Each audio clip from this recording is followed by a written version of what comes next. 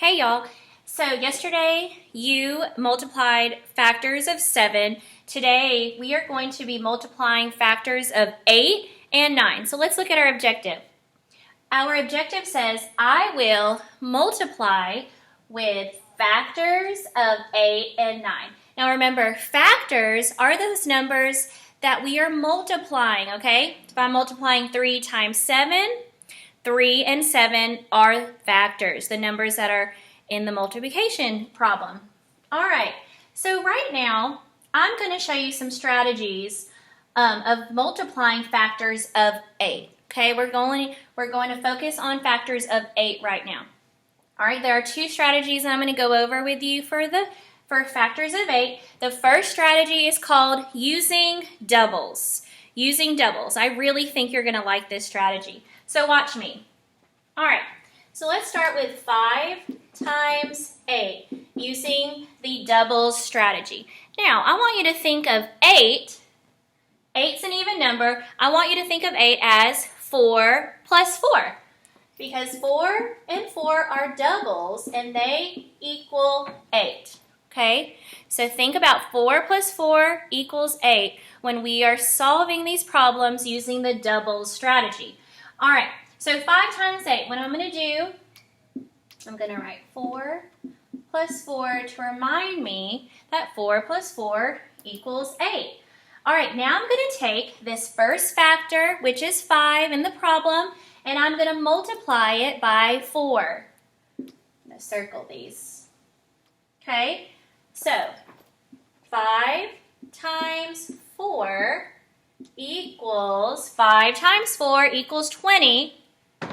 Now watch. You're going to take this answer, this product, and you're going to double it. So let me rewrite it just like that. Now all we have to do is add those, you guys. So when I add 20 plus 20, I get 40. So back to this problem, 5 times 8 equals 40. And that's how you use the double strategy. Let me show you another example using the double strategy when you're multiplying factors of 8.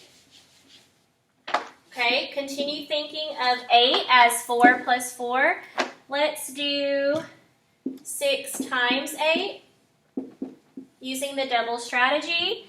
We're thinking of 8. It's also equal to 4 plus 4. Okay, so we take our first factor, which is 6, and we're going to multiply it by 4. Okay, 6 times 4. I know that 6 times 4 is 24. Let me write that down. Now, because we're using the double strategy when we're multiplying numbers by 8, all I have to do is double the number 24. So I'm going to rewrite it. As you can see, we have 24 2 times. It's doubled. Now all we have to do is add. 4 plus 4 is 8. 2 plus 2 is 4. 48. So 6 times 8 is 48. Okay? All right. Now, I'll do one more. Let's do 4 times 8. 4 times 8 using the double strategy. Think, 8 is 4 plus 4, and we're using the double strategy. You take the first factor, which is 4, you multiply it by 4. 4 times 4 equals 16. You double that answer. Okay, I'm going to rewrite it underneath it. And then you add the doubles. 6 plus 6 ones is 12 ones. I must regroup. 1 plus 1 plus 1 10 is 3 10s. So you guys, 4 times 8 equals 32. And that's how you use the double strategy.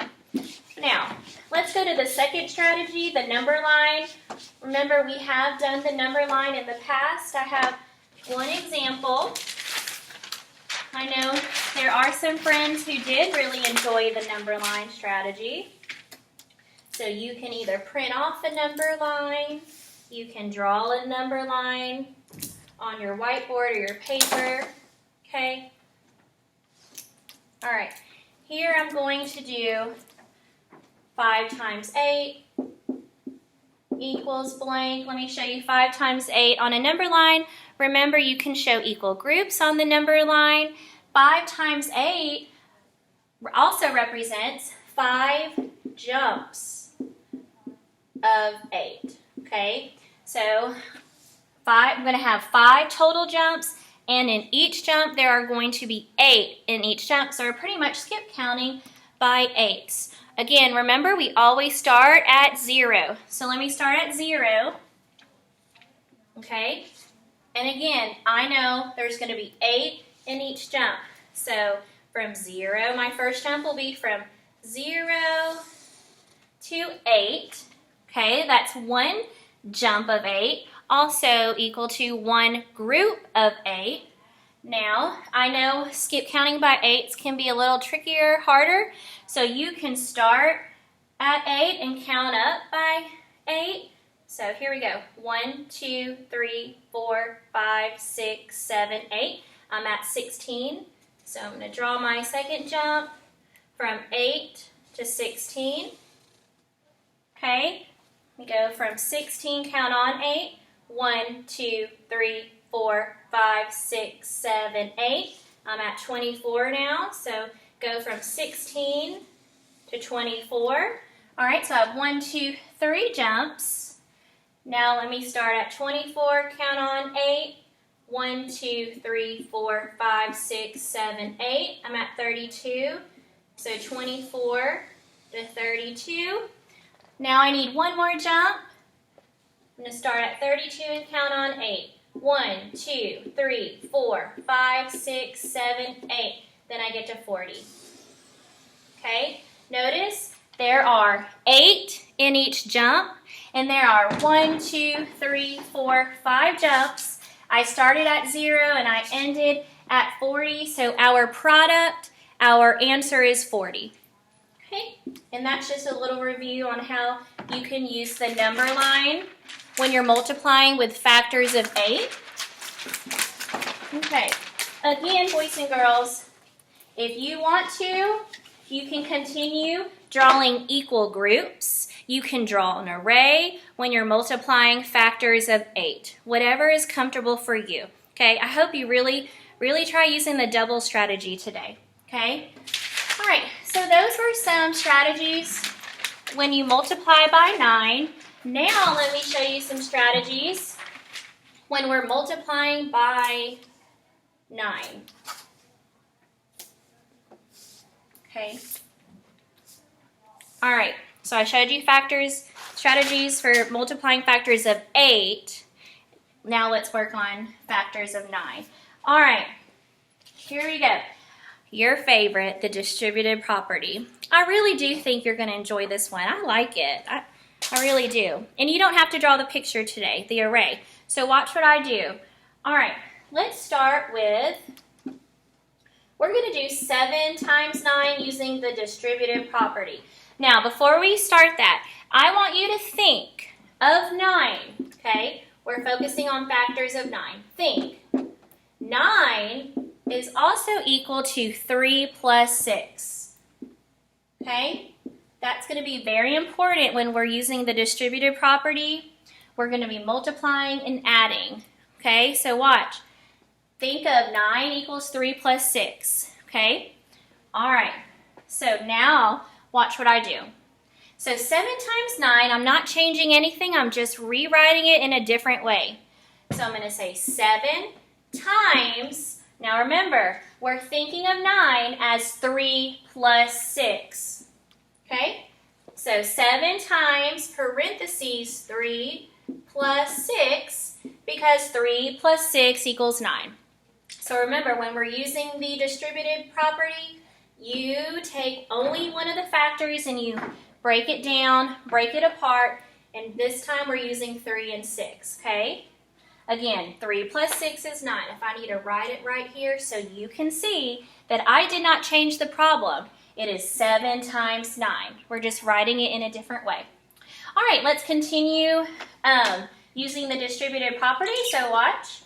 You take the first factor, which is 7, and you're going to multiply 7 by each add-in, each of these numbers, okay? So you're going to say 7 times, okay, 7 times this first number, which is 3. 7 times 3. Make sure you put these multiplication facts in parentheses. We are using the distributive property. Plus, now we're going to multiply the 7 by the second add-in right here, 6. 7 times 6. Put those in parentheses. Okay, now all I have to do is multiply each fact in parentheses. Okay, again, we are using the distributive property. 7 times 3, I know, is 21. I know that 7 times 6 is 42. Do not forget the plus sign. I'm going to bring it down. Now I'm going to add these two products and we'll get our answer. I like to rewrite it vertically, up and down. I like to line up the numbers in its place value. Let's add the ones. 2 plus 1, 1 is 3 ones. 4 tens plus 2 tens is 6 tens. Okay? So 7 times 9 is 63. Look at all that work, the distributive property. Okay, let me show you one more of those. That can be tricky, but you guys, I believe in you, you got this. All right, let me show you, I'll do 6 times 9. Same thing. We're thinking of 9 today as 3 plus 6 because we're using the distributive property. All right, so let's rewrite it in a different way. 6 times 3 plus 6. Okay? Now, remember, 3 plus 6 is 9. The problem is 6 times 9. Now we take the 6 and we multiply it by each add-in, each number. Okay, so 6 times 3, put it in parentheses, plus 6 times the second number, 6 times 6. Okay, now let's multiply in parentheses. 6 times 3 is 18. 6 times 6 is 36. Now all I have to do is add these two products. 18 plus 36. Okay, 8 plus 6 is 14. Regroup. 3, 4, 5 tenths. 54. So 6 times 9 equals 54. And that's how you use the distributive property when we're adding. Now, the last example I'm going to show you is the distributive property using subtraction. Check this out. All right, still, I'm going to start with 7 times 9. Since we are subtracting using the subtraction strategy, now I want you to think of 9. I want you to think of 9 as 10 minus 1, because 10 minus 1 is 9. So watch how I use the distributive property with subtraction. All right, so we're rewriting this problem in a different way. 7 times, we're thinking of 9 this time as 10 minus 1. So I'm writing 10 minus 1 in parentheses. Okay, same thing like the distributive property addition way. You are going to multiply the 7 by each of these numbers in parentheses, okay? Watch. 7 times 10, 7 times 10, put in parentheses. Now I'm going to multiply 7 times 1, put that in parentheses. Now this time, it's very important since we're using the subtraction distributive property strategy. Instead of a plus sign, write your minus sign. Okay, now let's multiply in parentheses.